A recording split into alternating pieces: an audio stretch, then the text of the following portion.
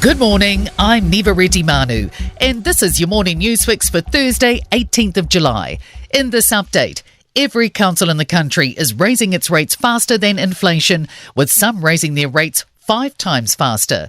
Gore District is facing the steepest rates rise in the country, with local rates up 21.4% and regional rates up 13.66%.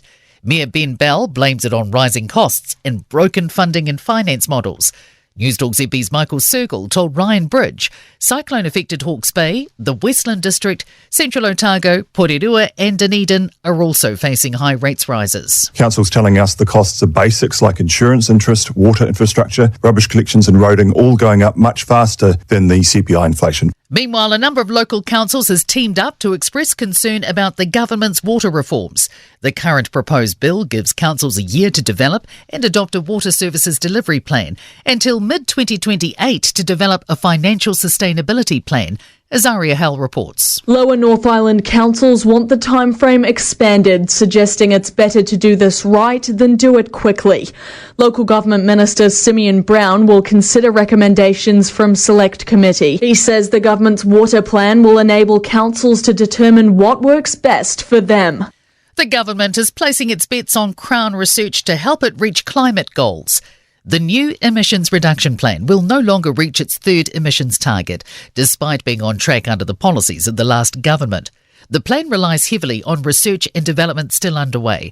Dr. Axel Heiser at Ag Research says some animal breeding methods and feed are some areas they're focusing on. There's world-leading work on a vaccine that would kill the bacteria or inhibit the bacteria that make these greenhouse gases.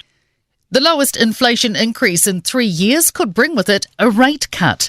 Stats NZ data shows the Consumer Price Index rose 3.3% in the year to June, down from 4% in the year to March. ASB senior economist Mark Smith says if inflation continues to fall and unemployment increases, there's likely to be a rate cut before November. Large traditional weddings are potentially becoming a thing of the past as more couples opt to keep their nuptials between themselves. The popularity of elopement packages is rising as more opt to get hitched either alone or with few guests, using our biggest tourist hotspots as their backdrop. Independent marriage celebrant Darcy Price says places like Bali and Thailand have long offered these packages and believes New Zealand entrepreneurs have started capitalising on the market. And have found that they can create a business out of catering to the ease and simplicity that an elopement package offers in their idyllic and stunning locations.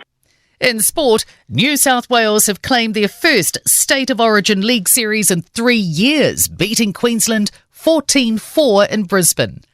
New research has found rugby players who have suffered concussions have higher levels of certain proteins that can lead to neurodegenerative conditions such as Alzheimer's and motor neurone disease. Richard Carapaz has won stage 17 on cycling's Tour de France, and Paris Mayor Anne Hidalgo has taken a dip in the Seine River to show the polluted waterway is clean enough to host Olympic events. I'm Neva Manu, and that's your latest news fix. We'll be back with the next update at midday from the Newstalk ZB newsroom.